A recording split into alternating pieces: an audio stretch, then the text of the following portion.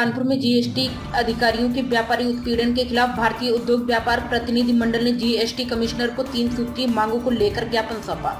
कानपुर लगातार जीएसटी अधिकारियों द्वारा छोटे और निचले दुकानदारों का उत्पादन किया जा रहा है, जिसको लेकर आज भारतीय उद्योग व्यापार प्रतिनिधि मंडल ने जीएसटी कार्यालय लखनपुर पहुंचकर जीएसटी के अधिकारियों को अपनी 3 सूत्रीय मांगों को लेकर ज्ञापन दिया।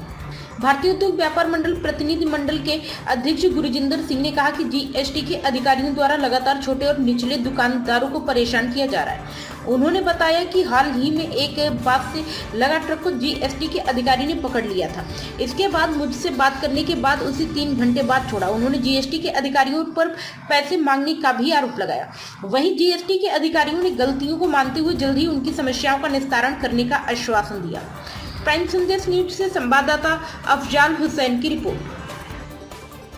हमारा कहना है कि नोटिस भेज करके 129 जो है उस पर लेकर के जो उल्लंघन कर रही है, साथ ही साथ छोटी छोटी चीज़ों को लेकर सीज कर दिए जा रहे हैं करके, तो उसको लेकर के ये जो आज भारतीय उद्योग व्यापार प्रतिनिधि मंडल कानपुर चैप्टर द्वारा हमको एक ज्ञापन दिया गया है। ज्ञापन में विशेष रूप से जो छोटे छोटे व्यापारियों को जो समस्या आ रही है उसके बारे में हमको अवगत कराया गया है।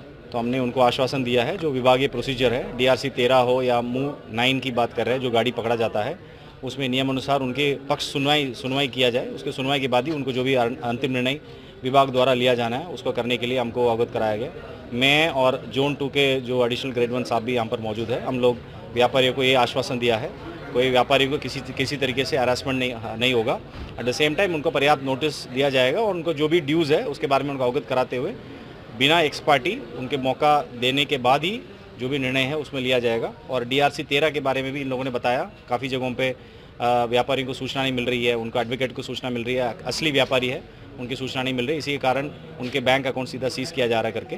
तो ऐसे मैंने बोला कि जो भी प्रकरण आपके संज्ञान में है वो तो हमको इंडिविजुअल प्रकरण हमको दे दे, हम लोग इसको एक बार रिव्यू भी कर लेंगे। और हमारे विभागाधिकारी किसी मतलब प्रोसीजर को बाईपास करके किया होगा तो उससे जरूर पूछताछ होगी और उनके खिलाफ कार्रवाई भी होगी। सर, ऐसे व्यापारी देखे गए हैं कि जिनके बैठ के समय के जो है उन्होंने केस करा चुके थे, लेकिन पोर्टल पर आज भी शो कर रहा, उसको लेकर के अमीन पहुँचते उनके घर पर जाकर के उनकी चीज़ों को परेशान करते हैं, लगातार बैंक को उनकी सीज करते हैं। नहीं, बैट में जो भी बकाया है तो उसमें विभाग द्वारा 16 जून से एक अभियान चलाया जा रहा है।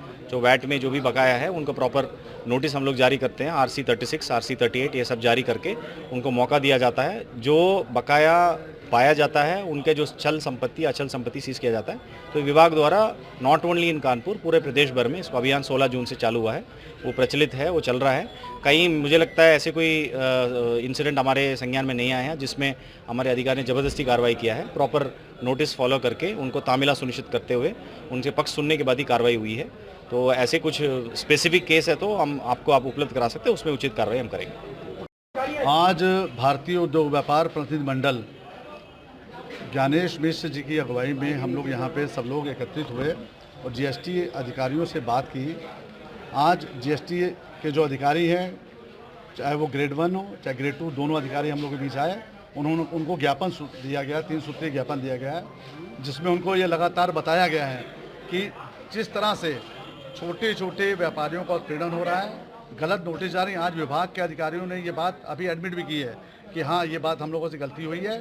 चूँकि जब 2017 के बाद जीएसटी आया है, उस दौरान जो लोगों को इनका डाटा था, वो डाटा ये प्रॉपर जिस जगह जाना चाहिए था प्रॉपर डाटा नहीं जा पाया और नोटिस गलत तरीके से आ रही है। उसका हम लोग पहले विरोध कर चुके हैं, आज भी विरोध किया है। और दूसरी सबसे बड़ी बात, सचल दल इकाइयों द्वारा छोटी छोटी गलतियां, बड़ी गलतियों की गाड़ियां जो है वो नहीं पकड़ी जाती, छोटी छोटी गलतियों से गाड़ियां पकड़ के। अभी परसों का एक मामला था, रात को एक बांस की गाड़ी पकड़ के यहाँ पे जो लाने की कोशिश कर रहे थे। लगातार मेरी 2.5 घंटे तक बात हुई, गाड़ी बाद में उन्होंने छोड़ी अधिकारियों ने। और निश्चित रूप से मैं ये खुल के कहूँगा कि वहाँ पर अधिकारी उसका पैसा मांग रहे थे, उत्पीड़न कर रहे थे। जब मेरा फ़ोन गया 2.5 घंटे बाद उन्होंने गाड़ी छोड़ी। तो ऐसी समस्याओं को लेकर आज अधिकारियों से मिले, उन्होंने आश्वस्त किया है कि जल्द से जल्द ये जितनी समस्याएं दूर होंगी।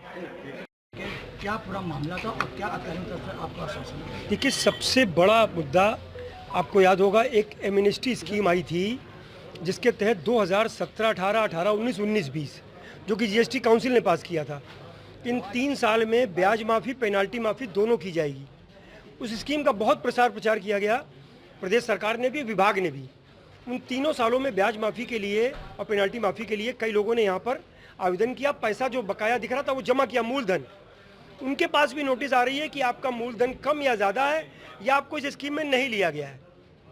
जब उस समय जमा हो रहा तब तो सही बताया, जो बताया अमाउंट उसने जमा कर दिया व्यापारी या उद्यमी ने, अब उसको भी परेशान किया जा रहा है।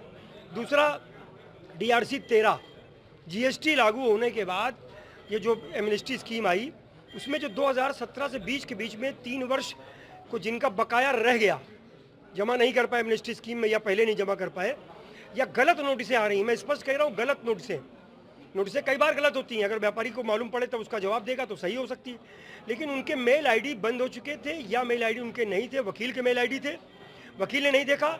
ऐसे लोगों के सीधे बैंक में DRC 13 की नोटिसें जा रही हैं, बैंक का खाते बंद हो रहे हैं, जितना अमाउंट उसमें है वो पूरा अमाउंट सीज किया जा रहा है या निकाल लिया जा रहा है। ऐसे कई प्रकरण आए हैं, आपने अखबारों में भी देखा होगा, कई प्रकरण आए। और तीसरा, धारा 129 जिसका लगातार जब से हमारे प्रमुख सचिव जी आए हैं, मूव वन मूव टू जारी होता है। 2 रजिस्टर्ड व्यापारियों के बीच में गाड़ी पकड़ी गई, अगर जरा से भी कुछ कमी हुई वे बिल में या इनवाइस में, उस गाड़ी को पकड़ करके लाते हैं। मूव वन मूव टू जारी 24 घंटे में किया, ठीक है, उसके बाद वो गाड़ी छोड़ी जा सकती है अगर उसमें कुछ छोटी कमी है। लेकिन मूव 7 जब अंतिम नोटिस दी जाती है, उसका जवाब व्यापारी लगाता है। जवाब लगाने के 15 मिनट बाद पोर्टल पे जवाब उसने लगाया, पोर्टल पे आ गया, यहाँ अधिकारी को शो कर रहा है, 15 मिनट से आधे घंटे के अंदर उसको रिजेक्ट करके मूव 9 यानी कि सीजर जारी कर दिया जाता है।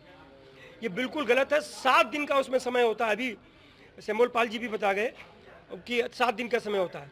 पोर्टल में कई केसेस अखबार में देखे होंगे, हम लोगों ने कई जानकारी दी। 15 मिनट में एक गुजरात की गाड़ी थी, आपको ध्यान होगा, 26 लाख कुछ रुपए, उसमें 15 मिनट में उसका सीजर कर दिया, मूव 9 जारी कर दिया। उसके बाद भी कई गाड़ियाँ आई हैं, तो ये गलत है, नियम के विरुद्ध है।